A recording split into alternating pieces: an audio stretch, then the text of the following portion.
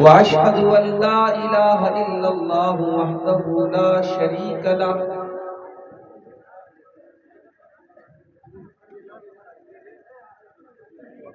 وأشهد أن محمدا عبده ورسوله يا أيها الذين آمنوا اتقوا الله حق تقاته ولا تموتن إلا وأنتم مسلمون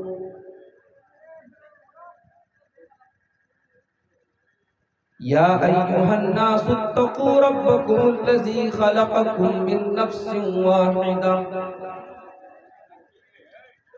وخلق منها زوجها وبث منهما رجالا كثيرا ونساء واتقوا الله الذي تساءلون به والأرحام إن الله كان عليكم رقيبا يا أيها الذين آمنوا اتقوا الله وقولوا قولا سديدا يصلح لكم أعمالكم ويغفر لكم ذنوبكم ومن يطع الله ورسوله فقد فاز فوزا عظيما أما بعد فإن خير الحديث كتاب الله وخير الهدي هدي محمد صلى الله عليه وسلم وشر الأمور محدثاتها وكل محدثة بدعة وكل بدعة ضلالة وكل ضلالة في النار أعوذ بالله من الشيطان الرجيم بسم الله الرحمن الرحيم قل هل ننبئكم بالأخسرين أعمالا الذين ضل سعيهم في الحياة الدنيا وهم يحسبون أنهم يحسنون صنعا أولئك الذين كفروا بآيات ربهم ولقائه فحبطت أعمالهم فلا نقيم لهم يوم القيامة وزنا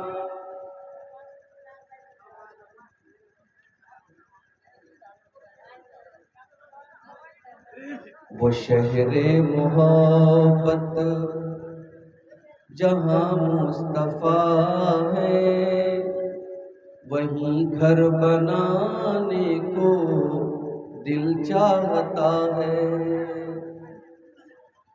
وہ شہر محبت جہاں مصطفیٰ ہے وہیں گھر بنانے کو دل چاہتا ہے وہ سونے سے کنکر وہ چاندی سے مٹی نظر میں بسانے کو دل چاہتا ہے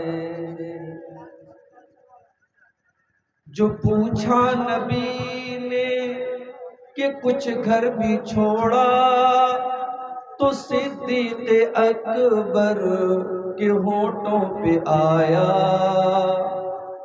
جو پوچھا نبی نے کہ کچھ گھر بھی چھوڑا تو صدیق اکبر کے ہونٹوں پہ آیا وہاں مال و دولت کی کیا ہے حقیقت جہاں جان اٹھانے کو دل چاہتا ہے وہ شہر محبت جہاں مصطفیٰ ہے وہیں گھر بنانے کو دل چاہتا ہے جہاد محبت کی آواز گونجی، کہا حنظلہ نے یہ دلہن سے اپنی، جہاد محبت کی آواز گونجی، کہا حنظلہ نے یہ دلہن سے اپنی، اجازت اگر دو تو جام شہادت لبوں سے لگانے کو دل چاہتا ہے، وہ شہر محبت جہاں مصطفیٰ ہے وہیں گھر بنانے کو دل چاہتا ہے۔ ستاروں سے یہ چاند کہتا ہے ہر دم، تمہیں کیا بتاؤں وہ ٹکڑوں کا عالم، اشارے میں آقا کے اتنا مزہ تھا، اشارے میں آقا کے اتنا مزہ تھا کہ پھر ٹوٹ جانے کو دل چاہتا ہے، وہ شہر محبت جہاں مصطفیٰ ہے وہیں گھر بنانے کو دل چاہتا ہے۔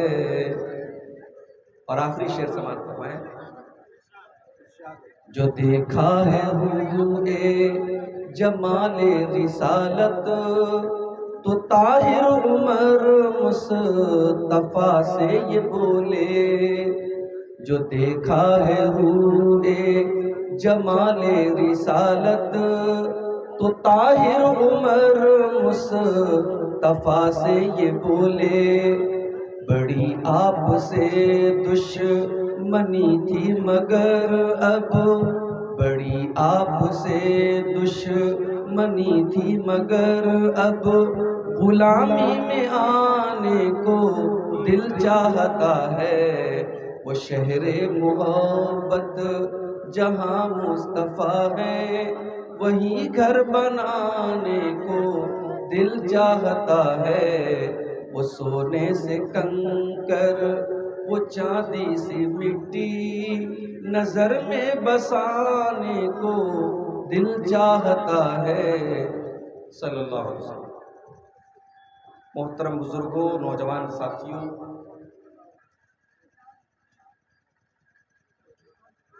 پردہ نشین ماں اور بہنوں، پیارے بچوں، آپ کے علاقے کی جلسے کی روایات کے پیش نظر رات کے تقریباً 2 بجے مجھے آپ کے سامنے تقریر کرنے کے لیے بٹھایا گیا۔ ہمارے یہ کیمرہ مین حضرات، ہماری چینل والے بھائی، پچھلے 2 پروگراموں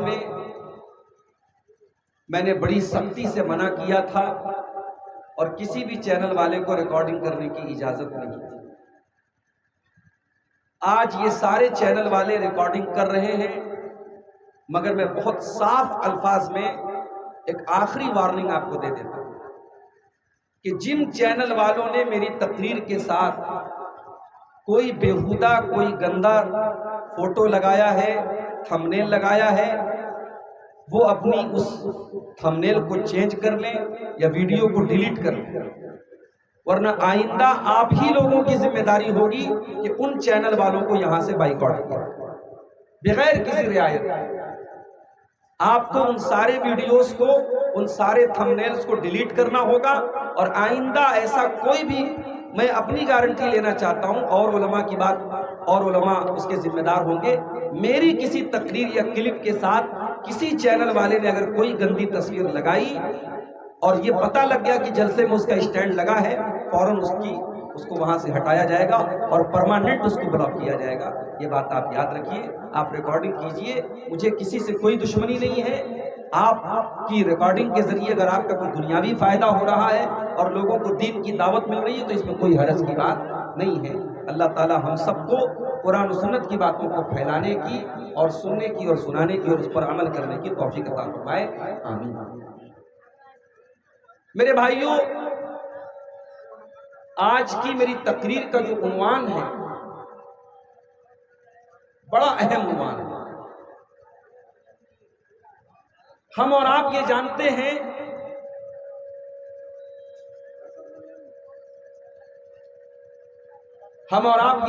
ہیں کہ دنیا میں دو طریقے کے لوگ ہوتے ہیں۔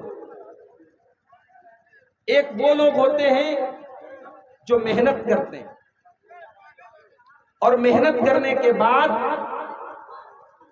ان کی محنت کا پھل ان کو ملتا ہے، اور دوسرے ٹائپ کے وہ لوگ ہوتے ہیں جو محنت نہیں کرتے، کام نہیں کرتے، تو جب کام کرتے ہی نہیں تو ان کو پھل کہاں سے ملے گا؟ ان کو کوئی پھل بھی نہیں ملتا۔ مگر ایک تیسرے ٹائپ کے لوگ بھی ہوتے ہیں جو محنت کرتے ہیں، کام کرتے ہیں، مگر جب ان کی محنت کا پھل ملنے کا ٹائم آتا ہے تو ان کی ساری محنت کے اوپر پانی پھر جاتا ہے۔ کسان ہے،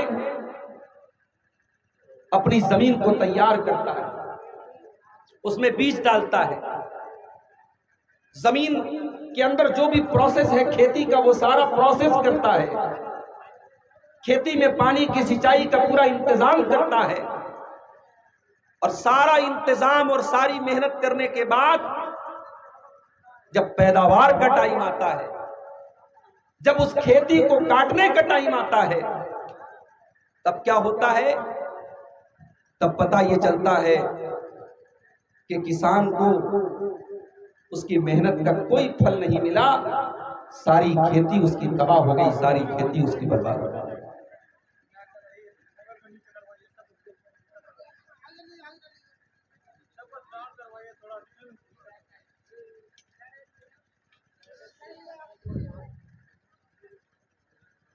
میرے بھائیوں، ہم اور آپ دنیا میں نیکیاں کرتے ہیں، نماز پڑھتے ہیں، رمضان کا مہینہ آتا ہے ہم روزے رکھتے ہیں، اللہ تعالیٰ ہمیں طاقت دیتا ہے ہم حج کرتے ہیں، عمرہ کرتے ہیں، مدرسوں میں چندہ دیتے ہیں، مسجدوں میں چندہ دیتے ہیں، غریبوں کو زکوٰۃ دیتے ہیں۔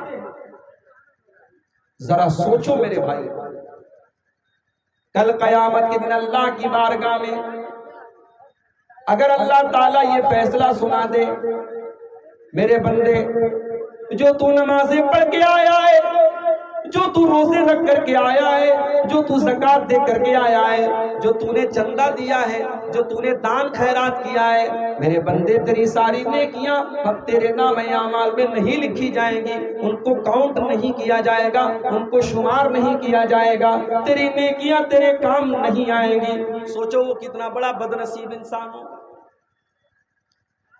ایک انسان نماز پڑھتا ہی نہیں ہے، کل قیامت کے دن اس کو بھی کوئی ثواب نہیں ملے گا۔ ایک انسان رمضان کے روزے نہیں رکھتا ہے، ظاہر اس کو روزے کا ثواب نہیں ملے گا، زکوٰۃ نہیں دیتا ہے، زکوٰۃ کا ثواب نہیں ملے گا، حج اور عمرہ نہیں کیا اس کا ثواب نہیں ملے گا۔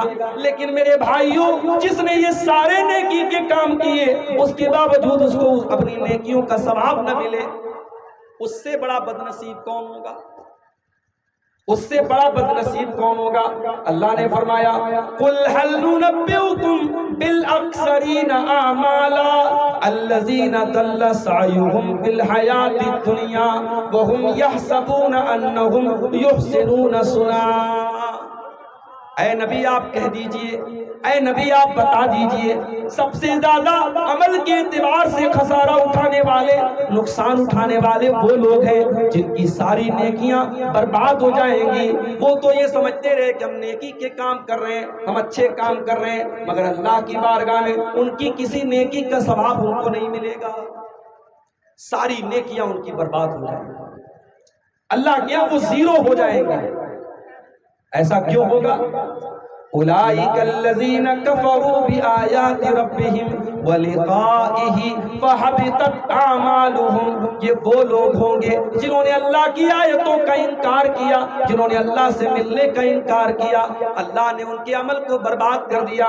فلا نقیم لہم یوم القیامۃ وزنا، قیامت کے دن اللہ کے ترازو پر ان کی کسی نیکی کا کوئی ویلو نہیں ہوگا، ان کی کسی نیکی کا کوئی وزن نہیں ہوگا۔ جانتے ہو دنیا میں سب سے خطرناک ترازو کس کا ہوتا ہے؟ سونار کا ہوتا ہے۔ سونار کے آپ جاتے ہیں، ہماری مائیں بہنیں جو ناک میں نتھیا پہنتی ہیں، سونار کے ترازو پر وہ ناک کی نتھیا بھی اگر رکھ دیں تو ترازو بتا دیتا ہے کہ وہ نتھیا کتنے گرام کا ہے۔ گرام کا بھی جو 1000واں حصہ ہوتا ہے، ملی گرام، سونار کا ترازو بتا دیتا ہے کہ وہ ناک کی نتھیا کتنے ملی گرام۔ اللہ کا ترازو کیسا ہوگا میرے بھائی؟ اللہ کا ترازو کیسا ہوگا؟ اللہ کا ترازو تو ایسا ہوگا، وَمَن يَعْمَلْ مِثْقَالَ ذَرَّةٍ خَيْرًا يَرَهُ وَمَن يَعْمَلْ مِثْقَالَ ذَرَّةٍ شَرًّا يَرَهُ۔ تم نے دنیا میں ذرہ برابر بھی اگر کوئی نیکی کا کام کیا ہوگا، تم نے ذرہ برابر کوئی گناہ کا کام کیا ہوگا، اللہ کے ترازو پر سب نظر آئے گا، اللہ کے میزان پر سب نظر آئے گا، نہ ذرہ برابر نیکی چھپ پائے گی، نہ ذرہ برابر گناہ چھپ پائے گا۔ اللہ کا ترازو ایسا ہوگا۔ لیکن کچھ بدنصیب ایسے ہوں گے جن کی نیکیاں کل قیامت کے دن برباد ہو جائیں گی، ان کی نیکیاں ان کے کام نہیں آئیں گی، اور اللہ کے ترازو پر جب ان کے اعمال کو تولا جائے گا تو 0 لکھا ہوگا کہ ان کے عمل کا وزن کتنا ہے؟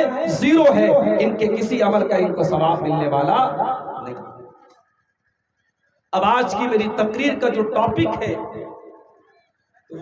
وہ یہی ہے کہ وہ کون سی ایسی چیزیں ہیں جو ہمارے عمل کو برباد کر دیتی ہے، ہمارے عمل کو ڈسٹرائے کر دیتی ہے، ہمارے عمل کو نشٹ کر دیتی ہے، اور قیامت کے دن ہماری نیکیاں ہمارے کام نہیں آئیں گی۔ وہ کون سے ایسے گناہ ہیں، وہ کون سے ایسے غلط کام ہیں، وہ کون سی ایسی برائیاں ہیں جو ہماری نیکیوں کو کھا جاتی ہیں۔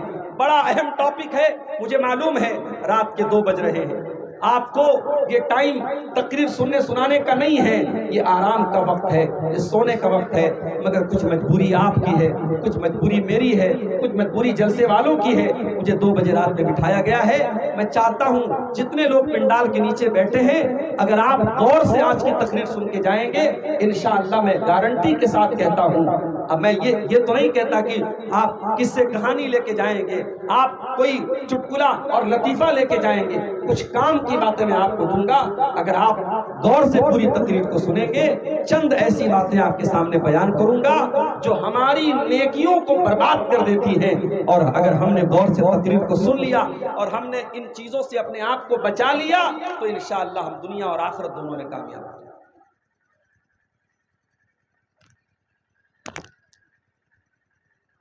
اب یہ سب نا جو کرنا ہے کر لو، بعد میں کوئی تماشا مت کرنا۔ تو ہم ان گناہوں کی بات کریں گے میرے بھائی، جو گناہ ہماری نیکیوں کو ختم کر دیتے ہیں، نشٹ کر دیتے ہیں، برباد کر دیتے ہیں۔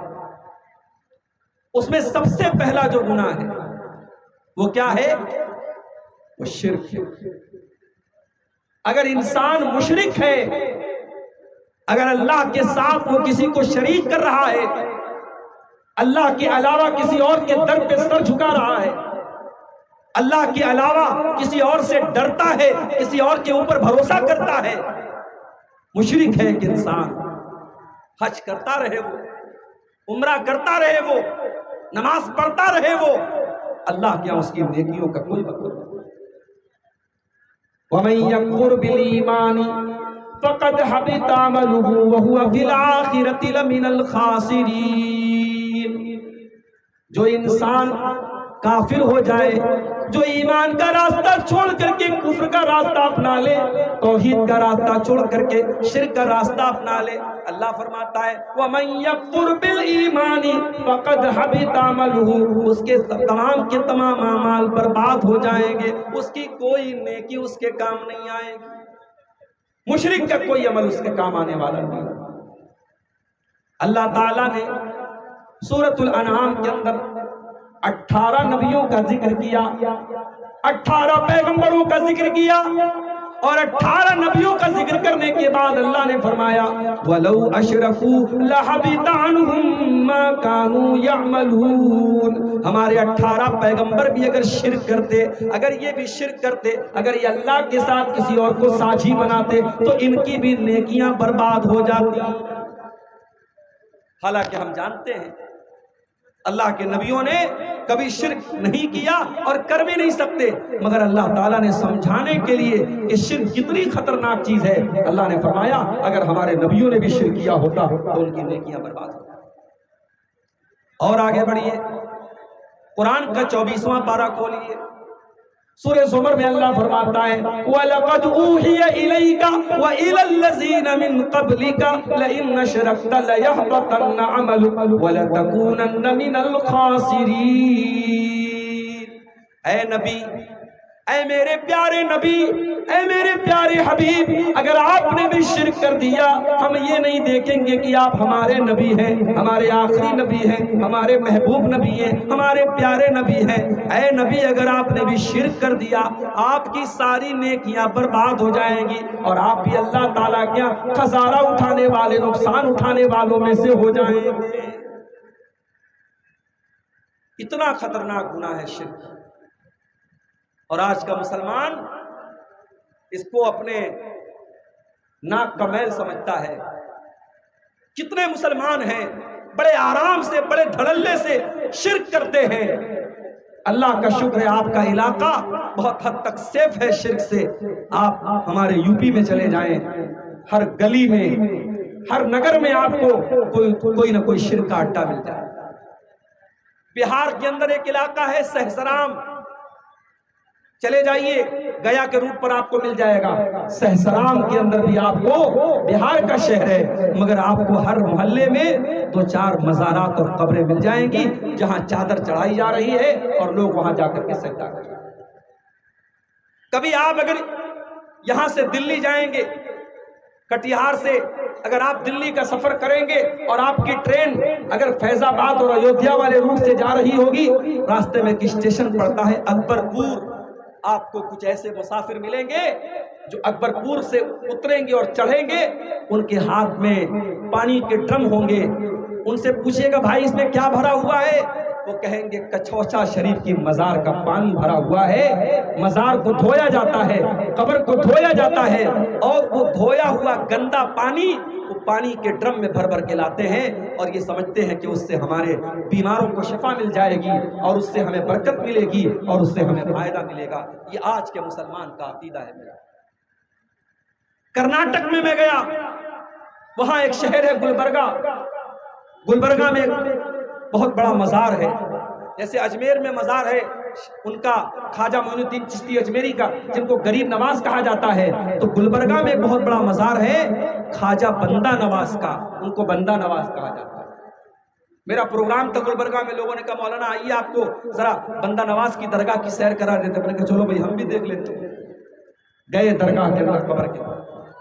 اچھا میں کسی شہر میں جاتا ہوں تو جان بوجھ کر کے ایسی جگہوں پر جا کر کے دیکھتا ہوں، خوشی کے مارے نہیں، اللہ کی قسم مجھے خوشی نہیں ہوتی، میں یہ سوچ کر کے جاتا ہوں اور یہ میں محسوس کر کے جاتا ہوں کہ میں جہاں جا رہا ہوں وہاں جا کر کے مجھے تکلیف ہوگی، میرے دل کو تکلیف ہوگی، پھر بھی میں دیکھنا چاہتا ہوں کہ انسان، ایک مسلمان کس حد تک آج گر چکا ہے۔ ابھی بریلی میں گیا تھا تو بریلی میں بھی احمد رضا خان جن کو اعلیٰ حضرت کہا جاتا ہے ان کی قبر پر بھی میں گیا، اور پوری ایک گلی ہے جو شرک سے بھری ہوئی ہے اور دکانوں پر ہر چیز پر جو ہے رضا رضا لکھا ہوا ہے، اور وہاں اللہ کا نام کم لیا جاتا ہے اور رضا کا نام زیادہ لیا جاتا ہے۔ بریلی کے اندر ابھی 2 مہینہ پہلے میرا پروگرام تھا، 1 مہینہ پہلے، وہاں میں نے یہ منظر دیکھا، اور 2-3 سال پہلے جب میں کرناٹک میں گیا گلبرگہ میں اور بندہ نواز کی درگاہ کے اندر میں گیا تو وہاں میں نے دیکھا ایک چھوٹی سی قبر ہے۔ میں نے پوچھا بھائی یہ چھوٹی سی قبر کس چیز کی ہے؟ لوگوں نے بتایا کہ خواجہ صاحب کی بیٹی نے ایک بلی پالی تھی، یہ بلی کی قبر ہے۔ اب سوچو بلی کی قبر ہے، باقاعدہ پکی قبر ہے، مزار ہے، اس پر بھی چادر چڑھی ہوئی ہے۔ تھوڑا اور آگے بڑھا، ایک اور چھوٹی سی مزار نظر آئی۔ میں نے پوچھا بھائی یہ تو اور چھوٹی مزار ہے، کس کی مزار ہے؟ کہا مولانا صاحب خواجہ صاحب کی بیٹی نے ایک طوطا پالا تھا، طوطے کی مزار ہے یہ۔ میں نے کہا اس طوطے کی مزار کا کیا کام ہے؟ کہا اگر کسی بچے کی زبان میں لکنت ہوتی ہے، بچہ ڈھنگ سے بول نہیں پاتا ہے، بچہ توتلا ہوتا ہے، اس کی ماں یہاں پہ آتی ہے اور دیسی گھی اس قبر کے اوپر چڑھاتی ہے اور چینی چڑھاتی ہے، بچہ صحیح ہو جاتا ہے۔ انا للہ و انا الیہ راجعون۔ یہ عقیدہ ہے مسلمان کا۔ طوطے اور بلی اور کتے اور گھوڑے اور گدھے کی قبروں پر سجدہ ہو رہا ہے میرے بھائی، اور اس کے بعد ہم کہتے ہیں اے اللہ ہماری مدد کیوں نہیں ہو رہی ہے؟ فلسطین میں ہم پر ظلم کیوں ہو رہا ہے؟ ہندوستان میں ہم پر ظلم کیوں ہو رہا ہے؟ اور فلاں جگہ ہم پر ظلم کیوں ہو رہا ہے؟ میرے بھائیوں، اللہ نے مدد کا وعدہ تب کیا تھا جب ہم اس ایک اللہ کی توحید پر قائم رہے، ہم شرک کرتے رہے، ہم اللہ کو ناراض کرتے رہے، ہم اللہ کو چھوڑ کر کے غیر اللہ کے در پر پیشانی جھکاتے رہے، اور ہم یہ ایکسپیکٹ کریں، یہ امید کریں، یہ آشا کریں کہ اللہ مدد نازل کرے گا۔ خبردار، اللہ کی مدد مشرکوں کو نہیں ملتی، اللہ کی مدد اہل توحید کو ملتی۔ یہ پہلا گناہ ہے جو ہماری نیکیوں کو برباد کر دیتا ہے میرے بھائی۔ اگر ہم نے شرک کر لیا ہماری ساری نیکیاں برباد کر۔ اب یہاں پر ایک مسئلہ اور سمجھ لو، ایک آدمی مسلمان ہے، اب وہ مسلمان سے کافر ہو گیا، جیسے ابھی بہت ساری مسلمان لڑکیاں ہو رہی ہیں، کسی غیر مسلم لڑکے سے ان کو پیار ہو گیا، محبت ہو گئی، غیر مسلم لڑکے نے کہا کہ تمہیں میرے ساتھ اپنا مذہب چھوڑ کر کے میرا مذہب قبول کرنا پڑے گا۔ لڑکی کا نام عائشہ ہے، لڑکی کا نام زینب ہے، لڑکی کا نام فاطمہ ہے، لڑکی کا باپ مسلمان، لڑکی کی ماں مسلمان، لڑکی خود مسلمان، لیکن پیار کے چھانسے میں آ کر، محبت کے چھانسے میں آ کر اپنے غیر مسلم عاشق کے لیے لڑکی نے اپنا دھرم پریورتن کر لیا، اپنا مذہب تبدیل کر لیا، اسلام کو چھوڑ دیا۔ ہو رہا ہے کہ نہیں ہو رہا؟ بہت بڑی تعداد میں ہو رہا ہے، پورے بھارت میں ہو رہا ہے، آپ کے کٹیہار اور کشن گنج سے لے کر کے ممبئی جیسے شہروں تک۔ شاید آپ کی نظر نہ ہو، سوشل میڈیا پر بہت ساری چیزیں آپ کو ملتی ہیں۔ یہ ہو رہا ہے، مسلمان لڑکیاں مرتد ہو رہی ہیں، انجام کیا ہوگا؟ قرآن کا دوسرا پارہ ہوگا، وَمَن يَرْتَدِدْ مِنْكُمْ عَنْ دِينِهِ فَيَمُتْ وَهُوَ كَافِرٌ فَأُولَئِكَ حَبِطَتْ أَعْمَالُهُمْ فِي الدُّنْيَا وَالْآخِرَةِ وَأُولَئِكَ أَصْحَابُ النَّارِ هُمْ فِيهَا خَالِدُونَ۔ جو بھی مرتد ہو جائے گا، جو اسلام کو چھوڑ کر کے کوئی اور مذہب کو قبول کر لے گا، جو اسلام کو چھوڑ کر کے کوئی اور دھرم سویکار کر لے گا اور اسی حالت میں وہ مر جائے گا، اللہ کا اعلان ہے وہ دنیا میں بھی خسارہ اٹھائے گا اور آخرت میں بھی خسارہ اٹھائے گا، وہ ہمیشہ ہمیشہ جہنم میں رہے گا۔ مرتد کا ٹھکانہ جہنم ہے۔ اسلام کو چھوڑ کر کے کوئی اور مذہب قبول کرنے والا، اسلام کے اندر آنے کے بعد کوئی اور مذہب قبول کرنے والا، اس کی کوئی نیکی اللہ تعالیٰ کیا کام نہیں دے گی، وہ برباد ہو جائے گا میرے بھائیوں۔ اور آج افسوس کی بات ہے، ہماری کتنی مسلمان بہنیں ہیں اور کتنے مسلمان ہمارے بھائی ہیں جو آج مرتد ہو رہے ہیں۔ اور مجھے ایک بات کہنے دیجیے، بہت بڑا علاقہ ہے سیمانچل کا اور بہت بڑی تعداد میں آپ کی برادری ہے یہاں پہ، اگر اپنی آنے والی نسلوں کی ایمان کی فکر آپ نے نہیں، یہ سال میں ہزاروں جلسے آپ کرا رہے ہیں، بہت اچھی بات ہے، جلسے ہونے چاہیے، تقریریں ہونی چاہیے، مگر تقریر سال میں ایک بار ہوتی ہے میرے بھائی۔ آپ کے بچوں کو دین کی تعلیم کنٹینیو ملنی چاہیے۔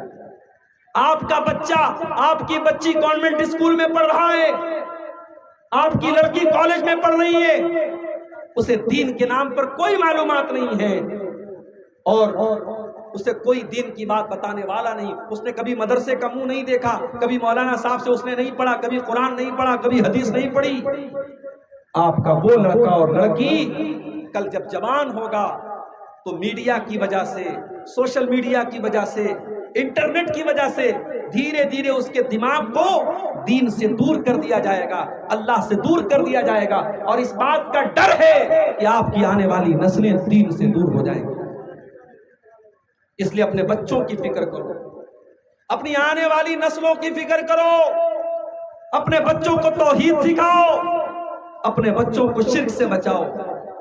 حضرت ابراہیم علیہ السلام اللہ کی بارگاہ میں دعا کرتے ہیں وَجُنُبْنِي وَبَنِيَّ أَن نَّعْبُدَ الْأَصْنَامَ، اے اللہ تو مجھے اور میرے بچوں کو شرک سے بچانا، اے اللہ میرے بچوں کو شرک کبھی نہ کرنے دینا، اے اللہ میرے بچوں کو توحید کے اوپر قائم رکھنا۔ ابراہیم دعا کر رہے ہیں، اللہ کے خلیل دعا کر رہے ہیں۔ اور آگے بڑھیے، ابھی آج کل آپ ایک لفظ بہت زیادہ سن رہے ہوں گے، اسرائیل۔ یہ اسرائیل کس کا نام تھا؟ میں علماء سے نہیں پوچھتا، عوام سے پوچھتا ہوں، عوام میں سے کوئی بتائے اسرائیل کس کا نام تھا؟ بولو بھائی، بہت تقریر سنی آپ لوگوں نے، علماء جواب نہیں دیں گے، عام آدمی جواب دے۔ اسرائیل کس کا نام ہے؟ کس کا نام ہے؟ بولو بھائی، ریکارڈنگ والوں کوئی بتائے اسرائیل کس کا نام تھا؟ کس کا نام تھا؟ نہیں۔ اور کوئی بتائے اسرائیل کس کا نام تھا؟ کیا تقریر سنتے ہو بھائی؟ اسرائیل حضرت یعقوب علیہ السلام کا نام تھا۔ حضرت یعقوب علیہ السلام کا نام اسرائیل تھا، اور انہی کے 12 بیٹوں سے 12 قبیلے بنے تھے جن کو بنی اسرائیل کہا جاتا ہے۔ اور یہ جو یہودی ہیں یہ اسی نسل سے چلے آ رہے ہیں، اسی لیے انہوں نے انہوں نے جو ملک بنایا اس کا نام اپنے باپ کے نام پہ اسرائیل کے نام پہ رکھا۔ تو اسرائیل کوئی خراب نام نہیں ہے، یہ تو نبی کا نام ہے، یہ تو نبی کا نام ہے۔ یہ الگ بات ہے کہ یہ اتنے بڑے نبی کے نام پر انہوں نے اپنے دیش کا نام بنایا اور زبردستی فلسطینیوں کے ملک پر قبضہ کر کے بنایا، اور پھر دھیرے دھیرے ان کے اور بھی علاقوں پر قبضہ کرتے چلے گئے، اور آج جن کی زمین پر قبضہ کیا اور جن کے دیش میں ان کو آج سے 60 سال 70 سال پہلے پناہ ملی، وہی یہ ظلم و ستم کر رہے ہیں، فلسطینیوں کو مار رہے ہیں۔ اور آج آپ دیکھیں ایک ہاسپٹل پر اسرائیل نے حملہ کیا ہے، اور ہاسپٹل میں 500 لوگوں کے مرنے کی خبر آ رہی ہے، اور جو لوگ مرے ہیں ان کی لاشیں آپ دیکھیں گے تو شاید آپ اپنے آنسوؤں کو روک نہیں پائیں گے۔ بھائیو، اللہ ہمارے بھائیوں کی مدد کرے، بس ہم یہ دعا کر سکتے ہیں۔ تو حضرت یعقوب علیہ السلام کا نام اسرائیل تھا، ان کے 12 بیٹے تھے، اور انہی 12 بیٹوں میں 2 بیٹے الگ ماں سے تھے اور 10 بیٹے الگ ماں سے تھے۔ جو 2 بیٹے الگ ماں سے تھے، ایک بیٹے کا نام تھا یوسف اور دوسرے بیٹے کا نام تھا بنیامین۔ ابھی اسرائیل کا جو راشٹرپتی ہے اس کا نام بھی کیا ہے؟ نتن بنجامین۔ وہ بنجامین جو بولتے ہیں نا، وہی بنیامین ہے۔ تو بنیامین کے نام پر بھی اپنے بچوں کا نام وہ رکھتے ہیں۔ تو حضرت یعقوب علیہ السلام کا جب آخری ٹائم آیا، ان کے مرنے کا ٹائم آیا، تو انہوں نے اپنے 12 بچوں کو بلایا۔ ہمارے یہاں جب کسی کے مرنے کا ٹائم آتا ہے تو بچوں کو بلا کر کے وہ کیا پوچھتا ہے؟ اپنی زمین کے بارے میں بات کرتا ہے، اپنی جائیداد کے بارے میں بات کرتا ہے، اپنے روپیے پیسے کے بارے میں بات کرتا ہے۔ لیکن میرے پیارے ساتھیوں، حضرت یعقوب علیہ السلام کا آخری ٹائم ہے، اپنے 12 بیٹوں کو انہوں نے بلایا۔ قرآن کہتا ہے ام کنتم شہداء اذ حضر یعقوب الموت اذ قال لبنیہ ما تعبدون من بعدی۔ حضرت یعقوب علیہ السلام نے اپنے 12 بیٹوں سے سوال کیا، اے میرے بچوں بتاؤ تم میرے مرنے کے بعد کس کی عبادت کرو گے؟ قالوا نعبد الہک و الہ آبائک ابراہیم و اسماعیل و اسحاق الہا واحدا ونحن لہ مسلمون۔ 12 بیٹوں نے جواب دیا، اے ابا جان، ہم آپ کے مرنے کے بعد اسی ایک اللہ کی عبادت کریں گے جس کی عبادت آپ کرتے ہیں اور جس کی عبادت ہمارے باپ دادا کیا کرتے تھے۔ ہمارے یہاں کوئی باپ اگر پوچھے اپنے بچوں سے تو لوگ مذاق اڑائیں گے، یار یہ کون سا سوال ہے کہ میرے بعد کس کی عبادت کروں؟ مگر یعقوب علیہ السلام اپنے 12 بیٹوں سے یہ وصیت کر کے جا رہے ہیں، میرے بعد کس کی عبادت کروں؟ پتہ یہ چلا اپنی آنے والی نسلوں کی توحید کی حفاظت کرنا، ان کے عقیدے کی حفاظت کرنا، یہ ہماری ذمہ داری ہے۔ اسی لیے میں کہتا ہوں کہ ان مدرسوں کو حقیر مت سمجھو، یہ مدرسے ہیں تو تمہارا ایمان محفوظ ہے، یہ مدرسے ہیں تو قرآن کریم کی اللہ حفاظت کر رہا ہے، یہ مدرسے ہیں تو تمہاری حدیثیں محفوظ ہیں، یہ مدرسے ہیں تو تمہارا وجود محفوظ ہے۔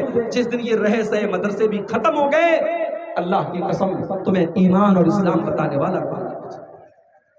تو یہ پہلی چیز ہے میرے بھائیوں جو ہماری نیکیوں کو برباد کر دیتی ہے۔ اگر کوئی شرک کرے گا تو اس کی ساری نیکیاں برباد ہیں۔ اور آگے بڑھیے، نیکیوں کو برباد کر دینے والی دوسری چیز ریاکاری، دکھاوا۔ ایک انسان اگر دکھاوے کے لیے نماز پڑھتا ہے، دکھاوے کے لیے روزہ رکھتا ہے، دکھاوے کے لیے حج کرتا ہے، دکھاوے کے لیے دان خیرات کرتا ہے، کوئی بھی کام وہ دکھاوے کے لیے کرتا ہے، اس کی وہ نیکی اللہ تعالیٰ کیا برباد کر دی جائے گی۔ قرآن کا 30واں پارہ اٹھاؤ، فَوَيْلٌ لِّلْمُصَلِّينَ الَّذِينَ هُمْ عَنْ صَلَاتِهِمْ سَاهُونَ الَّذِينَ هُمْ يُرَاءُونَ وَيَمْنَعُونَ الْمَاعُونَ۔ بربادی ہے، ویل ہے، جہنم ہے نماز پڑھنے والوں کے لیے جو نماز تو پڑھتے ہیں مگر اللہ تعالیٰ کے لیے نہیں پڑھتے، کسی کو دکھانے کے لیے پڑھتے ہیں، کسی کو شو کرنے کے لیے پڑھتے ہیں۔ نماز اس لیے پڑھتے ہیں تاکہ گاؤں والوں کی نظر میں نیک بن جائیں، محلے والوں کی نظر میں نیک بن جائیں۔ فَوَيْلٌ لِّلْمُصَلِّينَ الَّذِينَ هُمْ عَنْ صَلَاتِهِمْ سَاهُونَ، جو اپنی نماز سے غافل ہیں، الَّذِينَ هُمْ يُرَاءُونَ، جو دکھاوے کے لیے نماز پڑھتے ہیں۔ چندہ دیتے ہیں آپ، اسٹیج پر نام بولا جاتا ہے، کوئی حرج کی بات نہیں ہے، بولا جا سکتا ہے، لیکن آپ کے دل میں کیا چل رہا ہے؟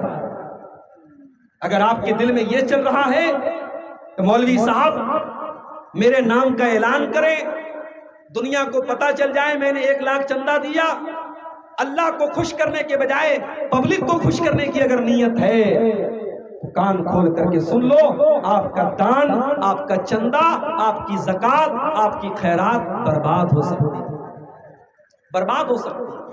یا ایھا الذین آمنوا لا تبطلوا صدقاتکم بالمن والعذى کالذی ينفق مالہ رئاء الناس۔ اے ایمان والو، جب صدقہ کیا کرو، جب دان دیا کرو تو احسان مت جتا کے دیا کرو، تکلیف دے کر کے مت دیا کرو۔ کالذی ينفق مالہ رئاء الناس، جیسے وہ لوگ اللہ کی راہ میں دان دیتے ہیں جو لوگوں کو دکھانے کے لیے دیتے ہیں، جو اللہ کے اوپر ایمان نہیں رکھتے، جو قیامت کے دن کے اوپر ایمان نہیں رکھتے، وہ تو بس لوگوں کو دکھانے کے لیے دان خیرات کرتے ہیں۔ اگر آپ کی دان خیرات لوگوں کو دکھانے کے لیے ہے تو میرے بھائیوں آپ کا پیسہ اللہ تعالیٰ کیا کام نہیں آئے گا، آپ کی نیکیوں کے اکاؤنٹ میں وہ نیکی نہیں لکھی جائے گی، وہ برباد ہو جائے گی۔ اور آگے بڑھیے، اللہ کے نبی فرماتے ہیں صلی اللہ علیہ وسلم، قیامت کے دن سب سے پہلے 3 لوگوں کا فیصلہ کیا جائے گا۔ ان اول الناس یقضی یوم القیامہ، قیامت کے دن سب سے پہلے 3 لوگوں کا فیصلہ کیا جائے گا۔ سب سے پہلا انسان جو دنیا میں اللہ کی راہ میں شہید ہوا تھا، جو جنگ کے میدان میں لڑ رہا تھا، جنگ کے میدان میں لڑتے لڑتے شہید ہوا تھا، اس کو اللہ تعالیٰ بلائے گا، اس سے اللہ پوچھے گا میں نے تجھ کو طاقتور بنایا، میں نے تجھ کو باڈی بلڈر بنایا، میں نے تجھ کو لڑنے کا ہنر سکھایا، تو نے کیا کیا؟ دیکھو باڈی، انسان کے شریر کا مضبوط ہونا یہ بھی بہت بڑی نعمت ہے اللہ۔ یہ جو ہمارے نوجوان گٹکھا کھاتے ہیں، سگریٹ پیتے ہیں، بیڑی پیتے ہیں، تو یہ تو ایسے ہی اپنے اوپر ظلم کر رہے ہیں، اپنی باڈی کو کمزور کر رہے ہیں۔ اس وقت بڑی تیزی میں ابھی بنارس میں ہمارے دوست ہیں، ابھی ان کا میسج آیا، کہہ رہے تھے 1 مہینے میں مولانا کینسر کے 10 کیس میں نے اپنی آنکھوں سے دیکھے، اپنی جان پہچان کے اپنے رشتہ داروں میں نے 10 کیس کینسر کے دیکھے ہیں، اور جس میں کئی کیس ایسے لوگوں کے ہیں جو گٹکھا کھاتے تھے، جو سگریٹ پیتے تھے، جو پان کھاتے تھے۔ میرے نوجوان ساتھیوں، اپنے شریر کے اوپر ظلم مت کرو، اپنے جسم کے اوپر ظلم مت کرو۔ یہ سگریٹ، یہ بیڑی، یہ گٹکھا، یہ نشہ تمہاری آخرت بھی برباد کر رہا ہے، اور اللہ کی قسم تمہاری دنیا کو بھی برباد کر رہا ہے۔ اس نشے کے ذریعے آپ اپنے شریر کو برباد کر رہے ہیں۔ غور کیجئے، اللہ کی راہ میں شہید ہوا تھا، اللہ قیامت کے دن بلائے گا، اللہ پوچھے گا میں نے تجھے باڈی بلڈر بنایا تھا، تجھے طاقتور بنایا تھا، تو نے باڈی کا کیا کیا، تو نے شریر کا کیا کیا؟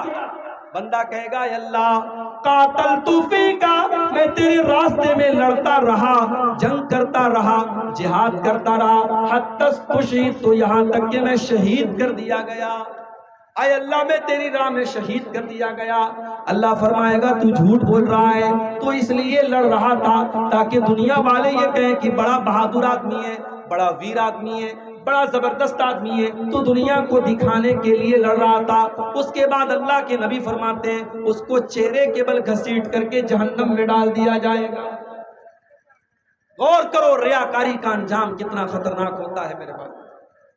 اللہ کی راہ میں لڑنے والا اور شہید ہو جانے والا جہنم میں پھینک دیا جائے گا، صرف اس لیے کیونکہ اس کی نیت گڑبڑ تھی، اس کی نیت میں کھوٹ تھا، وہ لوگوں کو دکھانے کے لیے لڑ رہا۔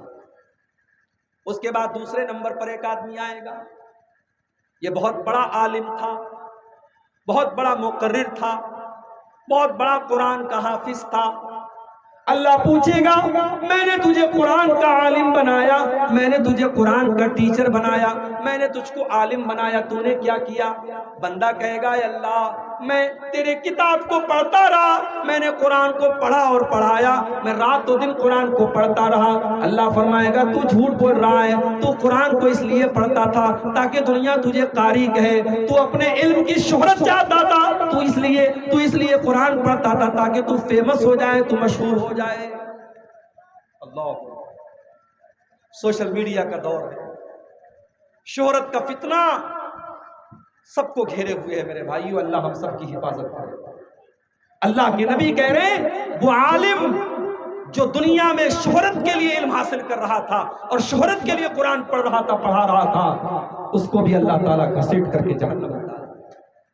پھر تیسرا آدمی لایا جائے گا، یہ بہت بڑا مالدار تھا، بہت بڑا ملینئر اور بلینئر تھا، بہت بڑا پیسے والا انسان تھا۔ اللہ پوچھے گا میرے بندے میں نے تجھ کو کروڑ پتی بنایا، ارب پتی بنایا، خرب پتی بنایا، تو نے دولت کا کیا استعمال کیا؟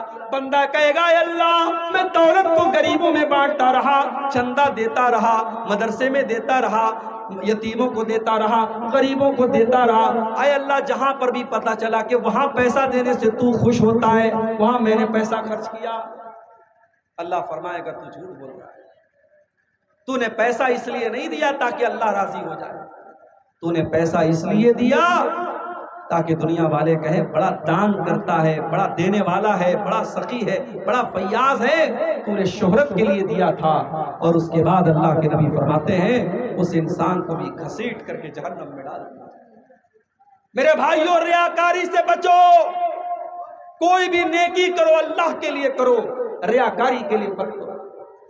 آج تو وہ حالات ہیں، غریب کو کمبل دیا جا رہا ہے تو پہلے غریب کی عزت کو فیس بک پر بیچا جا رہا ہے، کسی عورت کو راشن دیا جا رہا ہے، بیچاری شرماتی ہوئی لجاتی ہوئی آتی ہے، آنچل سے اپنا منہ چھپا رہی ہے اور کیمرہ پورا فوکس کیے ہوئے ہے، کیمرے میں عورت کا ویڈیو بنایا جا رہا ہے اور پھر اس کے بعد اس کو انٹرنیٹ پہ چلایا جا رہا ہے، دیکھو میں غریب عورتوں کو راشن پہنچاتا ہوں، میں بیوہ عورتوں کو راشن پہنچاتا ہوں۔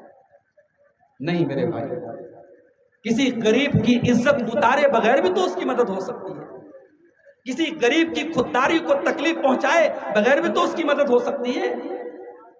قرآن کو 29واں پارہ ہوگا، اللہ کے نیک بندے غریبوں کو کھانا کھلاتے ہیں، یتیموں کو کھانا کھلاتے ہیں، قیدیوں کو کھانا کھلاتے ہیں۔ کیوں کھلاتے ہیں؟ اس لیے نہیں کہ ویڈیو بن رہا ہے، اس لیے نہیں کہ فوٹو کھینچا جا رہا ہے، انما نطعمکم لوجہ اللہ لا نرید منکم جزاء ولا شکورا انا نخاف من ربنا یوما عبوسا قمطریرا۔ کہتے ہیں میرے بھائی ہم تو تمہیں اس لیے کھانا کھلا رہے ہیں تاکہ اللہ ہم سے راضی ہو جائے، ہمیں تو قیامت کے دن کا ڈر ہے، قیامت کے دن کوئی کسی کے کام نہ آئے گا، ہمیں تو قیامت کے دن کا ڈر ہے، ہمیں تو اللہ کا ڈر ہے، اس لیے ہم تم کو کھانا کھلاتے ہیں۔ آج دور بدل گیا، آج پہلے کے دور میں محاورہ تھا، کہاوت تھی، نیکی کر دریا میں ڈال، یعنی نیکی کر کے بھول جاؤ، کہاں نیکی کیا، نیکی کر دریا میں ڈال، جب دریا میں ڈال دیں گے تو بھول جائیں گے۔ آج الٹا معاملہ ہو گیا. نیکی کر یوٹیوب کے اوپر ڈال, نیکی کر فیس بک کے اوپر ڈال, نیکی کر اسٹیٹس پر ڈال, نیکی کر انسٹاگرام پہ ڈال, نیکی کر سوشل میڈیا پر ڈال. اب تو نیکی کا پرچار جب تک نہ ہو تب تک انسان کے دل کو سکون نہیں ملتا ہے. میرے بھائیوں, ریاکاری سے اپنے دامن کو بچا لو. کل قیامت کے دن اللہ کے نبی فرماتے ہیں اللہ تعالیٰ بلائے گا ریاکاری کرنے والوں کو, دکھاوا کرنے والوں کو بلائے گا, اور اللہ کہے گا کہ اے میرے بندو, تم نے نماز کس کے لیے پڑھی تھی؟ تم نے نماز جس کے لیے پڑھی تھی جاؤ اسی سے ثواب لے لو. میرے پاس ثواب کی امید مت رکھنا. تم نے نماز میرے لیے نہیں پڑھی تھی, تم نے روزہ میرے لیے نہیں رکھا تھا, تم نے دان خیرات میرے لیے نہیں کیا تھا. جس کے لیے کیا تھا جاؤ اس سے ثواب لے لو, مجھ سے ثواب کی امید مت رکھنا. تو یہ دوسری بڑی خطرناک چیز ہے میرے بھائی, ریاکاری, جو ہماری نیکیوں کو ختم کر دیتی ہے, ہماری نیکیوں کو نشٹ کر دیتی ہے. تیسری چیز جو ہماری نیکیوں کو برباد کر دے گی اس کو کہا جاتا ہے بدعت. دین کے اندر نیا کام. ربیع الاول کا مہینہ آیا, 12 ربیع الاول کی تاریخ آئی, ہمارے بہت سارے مسلمان بھائی وہ ایک تیسری عید بھی منانے لگے ہیں. آج تک آپ نے سنا ہوگا کہ اسلام کے اندر 2 تہوار ہوتا ہے, ایک عید الفطر ہوتا ہے, ایک عید الاضحیٰ ہوتی ہے. ابھی ایک تیسری عید بھی منائی جانے لگی, اور اس کا نام کیا رکھا؟ عید میلاد النبی, نبی کی پیدائش والی عید. اور ایک شاعر کہتا ہے نثار تیری چہل پہل پہ ہزاروں عید ربیع الاول, سوائے ابلیس کے جہاں میں سبھی تو خوشیاں منا رہے ہیں. تو اس کے جواب میں نے کیا کہا تھا؟ یہ بدعتوں کی چہل پہل ہے, یہ دین احمد نہیں ہے یارو. یہ بدعتوں کی چہل پہل ہے, یہ دین احمد نہیں ہے یارو. نبی کے پیارے تو روزے اول سے 2 ہی عیدیں منا رہے ہیں. نبی کے پیارے شروع سے لے کر آج تک صرف 2 عید منا رہے تھے, یہ تیسری عید آ گئی میرے. اب تو باقاعدہ ویڈیو آ رہا ہے, اب تو کیک کٹ رہی ہے. بڑے بڑے علماء, داڑھی والے, پگڑی والے کیک کاٹ رہے ہیں. بچے کا برتھ ڈے مت مناؤ, صحیح نہیں ہے, لیکن نبی کا برتھ ڈے مناؤ, اس پر ثواب ملے گا. میرے بھائیوں, اسلام کیا تھا اور انہوں نے کیا بنا دیا؟ اسلام کیا تھا اور انہوں نے کیا بنا دیا؟ میرے نبی کی شریعت کیا تھی اور انہوں نے کیا بنا دیا؟ یاد رکھو میرے بھائی, اللہ نے اپنے دین کو مکمل کر دیا ہے. اللہ کا دین مکمل ہے, اور اللہ نے 1400 سال پہلے یہ اعلان کر دیا ہے الیوم اکملت لکم دینکم واتممت علیکم نعمتی ورضیت لکم الاسلام دینا. او لوگو, میں نے اپنے دین کو مکمل کر دیا ہے, اب اس کے اندر کسی اضافہ کی, کسی سنشودھن کی, کسی موڈیفیکیشن کی, کسی ایڈیٹنگ کی کوئی ضرورت نہیں ہے. اللہ کا دین بالکل مکمل ہے, کمپلیٹ ہے, پرفیکٹ ہے. اللہ کے دین میں کوئی چینجنگ نہیں ہو سکتی. اللہ کا دین 1400 سال پہلے مکمل ہو چکا ہے میرے بھائیوں. اب اس دین کے اندر کوئی نیا کام اگر نکالتا ہے اسی کو بدعت کہا جاتا ہے, اور بدعت کوئی اچھی نہیں ہوتی, بدعت کوئی اچھی نہیں ہوتی, بدعت ہمیشہ بری ہوتی ہے. کیونکہ اللہ کے نبی فرماتے ہیں وَشَرَّ الْأُمُورِ مُحْدَثَاتُهَا وَشَرَّ الْأُمُورِ مُحْدَثَاتُهَا وَكُلُّ مُحْدَثَةٍ بِدْعَةٌ وَكُلُّ بِدْعَةٍ ضَلَالَةٌ وَكُلُّ ضَلَالَةٍ فِي النَّارِ. دین کے اندر جتنا نیا کام نکالا جائے وہ بدعت ہے, اور ہر بدعت گمراہی ہے, اور ہر گمراہی کا ٹھکانہ جہنم ہے. اچھا آپ ایک مسئلہ بتائیے, اذان کے پہلے درود پڑھنا ہے کہ اذان کے بعد پڑھنا ہے؟ بولے پبلک میں سے کوئی بتائے.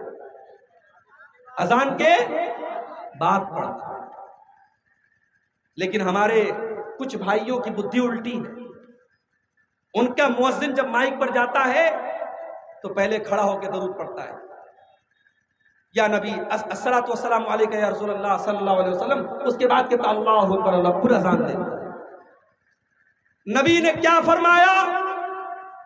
اذا سمعتم المؤذن جب تم مؤذن کو اذان دیتے ہوئے سنو فقولوا مثل ما یقول، تو جیسے مؤذن کہہ رہا ہے اسی طریقے سے جواب دو۔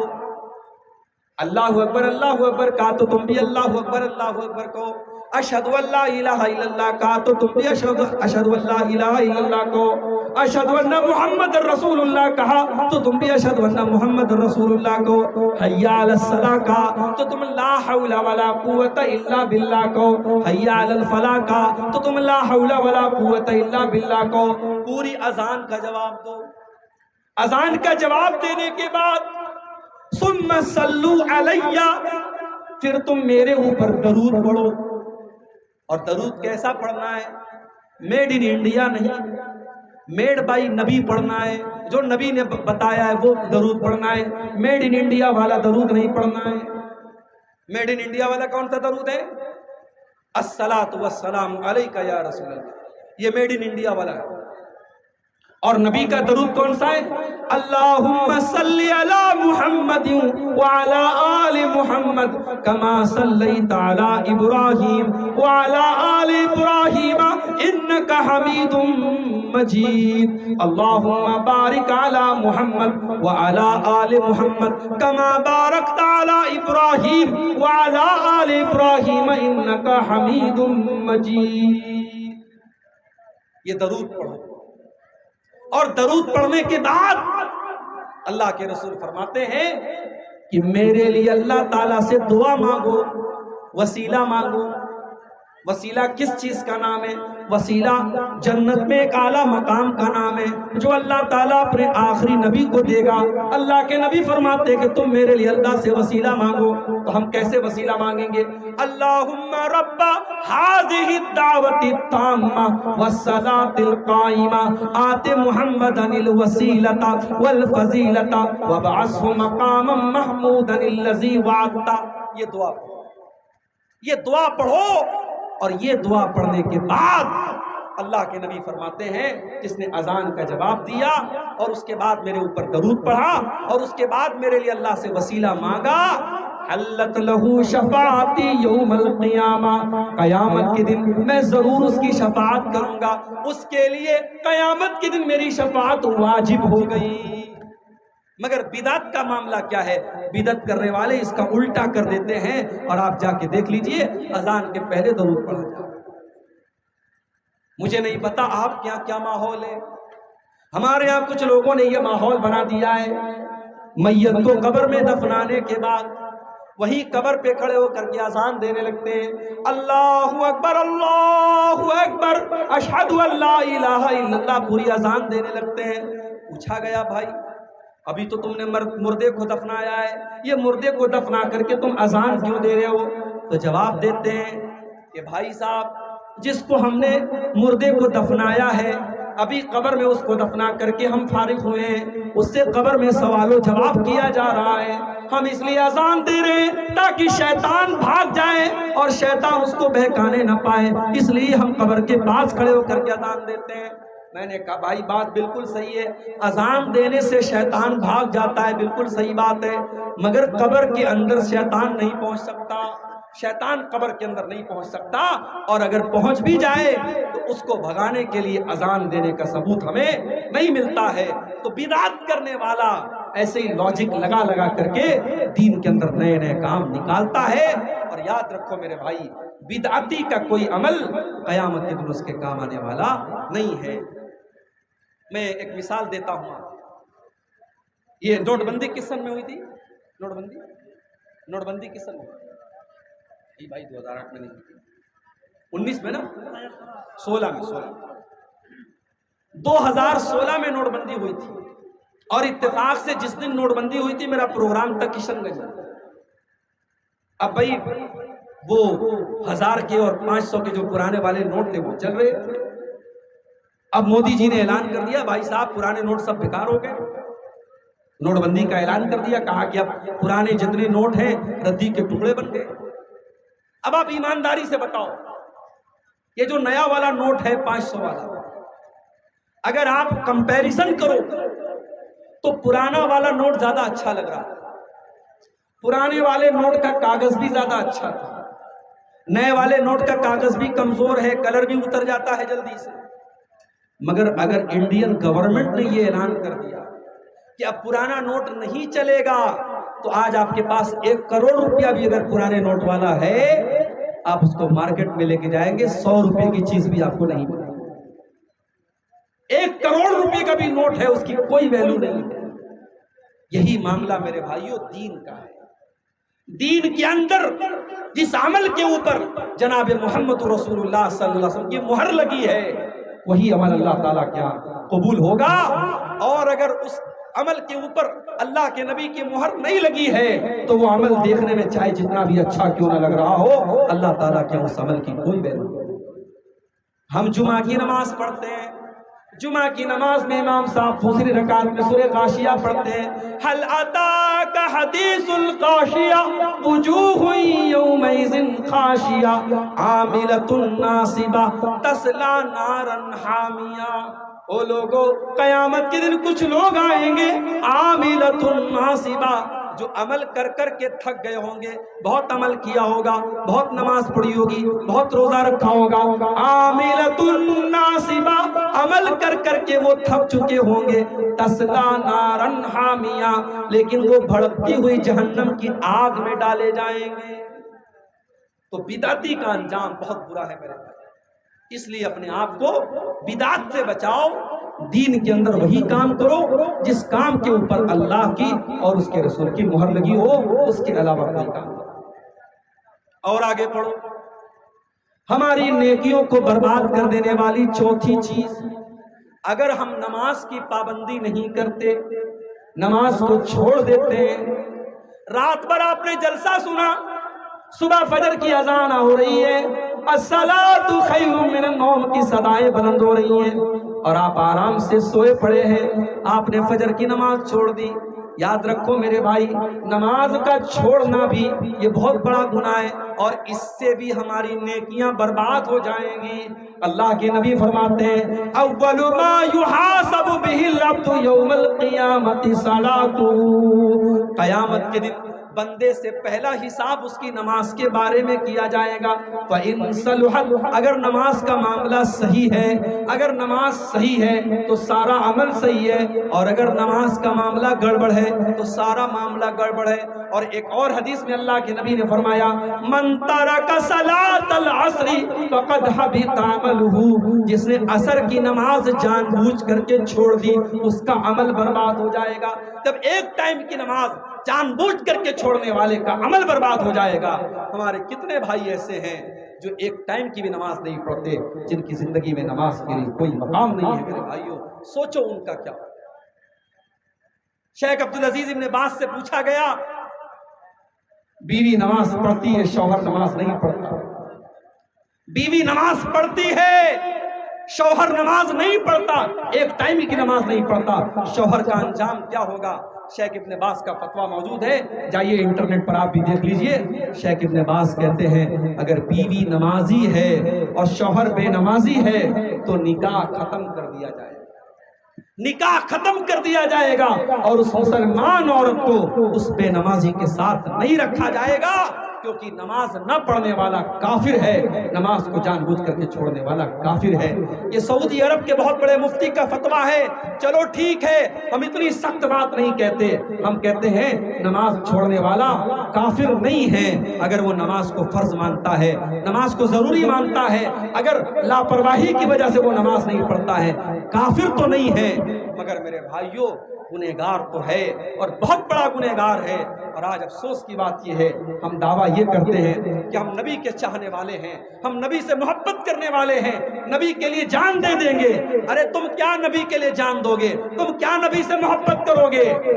تمہیں نبی سے محبت ہوتی تو تم نماز نہ چھوڑتے۔ میرے نبی کو نماز سے بہت پیار تھا، اللہ کے نبی کہا کرتے تھے، جعلت قرۃ عینی فی الصلاۃ، نماز میری آنکھوں کی ٹھنڈک ہے، میری نماز میری آنکھوں کی ٹھنڈک ہے۔ اور اپنی وفات کے پہلے، اپنے انتقال کے پہلے اللہ کے نبی دنیا سے یہ کہہ کر کے گئے، الصلاۃ الصلاۃ وما ملکت ایمانکم، او لوگوں نماز کی پابندی کرتے رہنا، نماز کا خیال کرتے رہنا، نماز جان بوجھ کر کے کبھی مت چھوڑنا۔